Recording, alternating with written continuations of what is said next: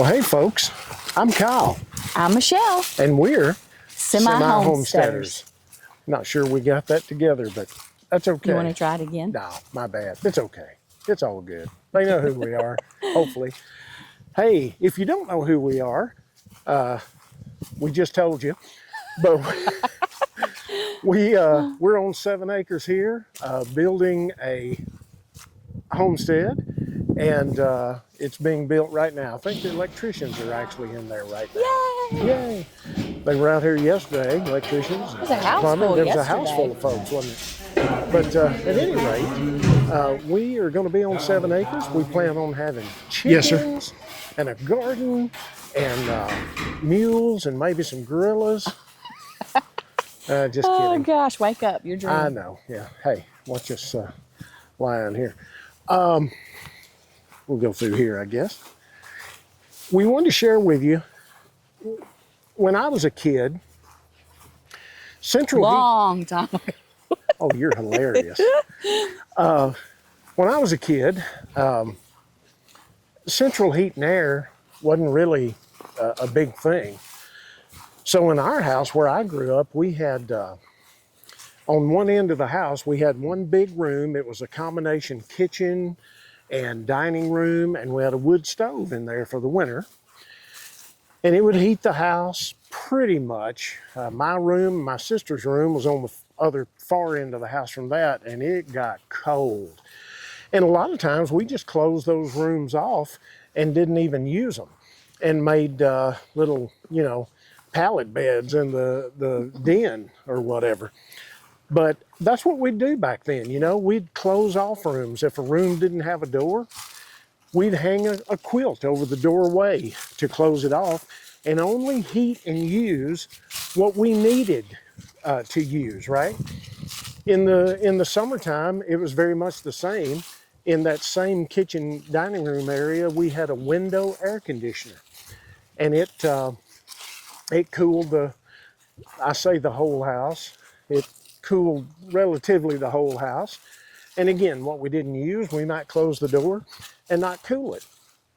Unlike Kyle, I did not live in the same place, grow up in the same house for 19 years. We moved a lot, so I was in a lot of houses. But one of the main things that I remember talking about, Kyle sharing about the wood stove and everything, is when I was about in the 3rd or 4th grade, we moved to Michigan, 3rd grade. And, it's cold there, lots of snow. And we were in a little bitty trailer, and my dad built a room onto the front of it, and then he built the wood stove. So, this was all DIY stuff, and he put it in that little room. Well, that was wonderful, and that wood stove worked great. But it was in this little room, so when you go through the door, you go to the left. My parents' room was right there, so they were right there by the heat. My room, you turned right, and I was at the other end. So, it wasn't a big trailer, granted. It was like a little cracker box, but still, I was quite a ways from the heat source. So, just a cute little story I'll tell you. I had a twin bed in my bedroom, and so it went up against the wall. So there was like this much space between the wall and my bed, so my bedspread could just slide down there. So when I would make my bed, I would tuck it in there. Well, in the really cold months, when we would have blizzards and stuff like that, well, when I would go to pull that bedspread, it would literally be frozen to the wall. Mm.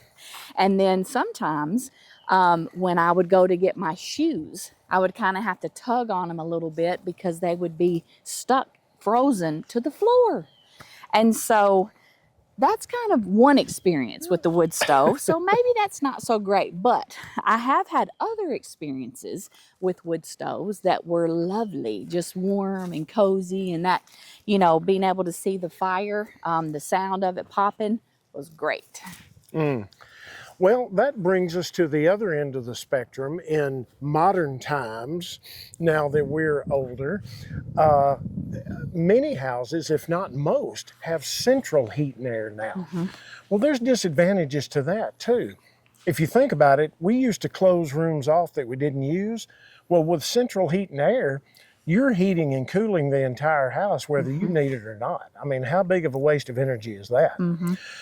So on 7 acres here, as we're building our little house, we decided to try something different. So we decided to do the mini splits. We've got a 36,000 BTU unit with 4 indoor units that we'll show you in a minute. But this way we can control the temperature in various parts of the house where we may be or we may not be. Now we've got it's just Missy and myself, so we've got a 1,500 square foot house, not real big, and this should heat and cool it just fine. Also, I think we've told you before in other videos, we're doing the foam insulation all the way around. So once we get it cooled, it should stay cool. Once we get it warm, it should stay warm. We'll see. Stay tuned. So indoors, we've got 4 mini split units. In the larger kitchen living room area here, there'll be one here and one in this area. And you can kind of see the copper tubing and stuff that's already run. So you can see again, here's the tubing. This is where mine's going to be. This is my office. And so mine will be right there. And what that's going to do is cool, of course, my room. It's going to help with the guest bathroom. And then it's going to help the living room as cooling the pantry and the laundry room, which is at the far end of the house. So the unit you saw outside comes in here. All the lines run up the wall, through the ceiling, if we can see it there. And then we've got another drop right here. So over here, you can see the tubing coming out here. This was where our unit will be in our bedroom. This is our bedroom. And as you can see, it's facing this way. So it's going to blow into the master bathroom and then back into, our closet, which is at the far end.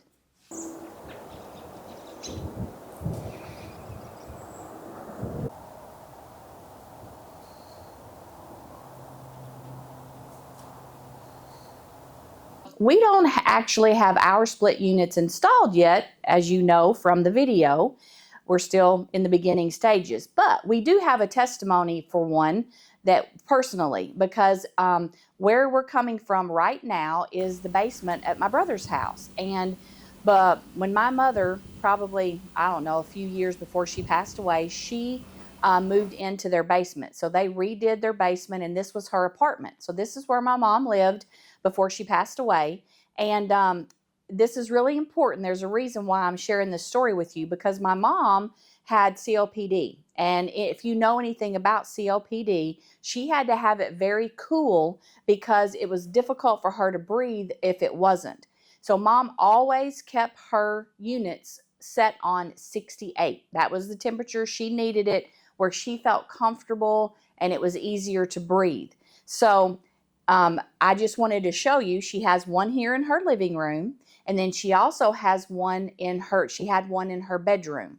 So 68 year round, and we can testify to how cold it was because we all would have to wear jackets. We would have to put blankets on because it was freezing in here. So like I said, just wanted to share that little bit with you because like I said, ours aren't up and running yet. We'll let you know what we think about ours once they're going. But for right now, we do have these that will freeze you out and had no problem keeping it warm either. My brother and I were both born in Texas, and I think maybe one of his children maybe was born in Texas. So as you can see, he's a big Texas fan. And also, this right here is our son.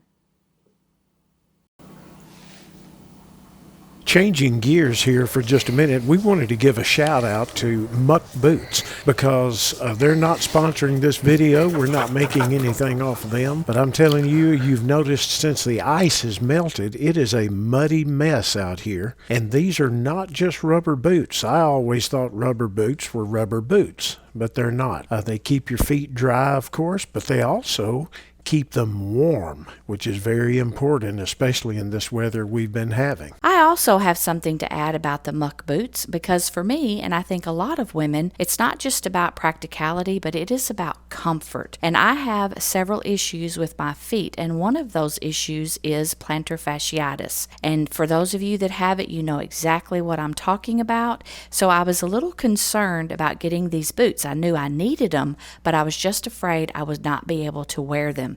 But I am happy to announce that I can wear these boots for several hours, walking, standing, and they do not bother my feet while I'm wearing them or even later after I take them off. That is a definite win for me and for anyone else who might struggle with issues with their feet like I do. Definite plus for the homestead. Well, thank you so much for watching. We just try to share with you as we go along with this build. It's all new to us, and so when we get some information, we just want to pass it along to you, hoping that it's going to help you wherever you are in your walk, whether it's building or remodeling or just maybe possibly needing a new unit. And we definitely want to learn from you as well. Have you used mini splits? Is that what you use? What would you do differently? Would you upsize, downsize? How are they working? Or share with us, what are your heating and cooling ideas? How do you heat and cool? We're here to learn as much as anybody, so share with us what you do. And speaking of share, be sure and please share this video because we're all in this together. That's what it's all about, is each other learning from, other people's knowledge or possibly even their mistakes. So do us a favor and be sure and share this video. And if you're not a subscriber yet, go ahead, hit that button. And as always, Lord bless you.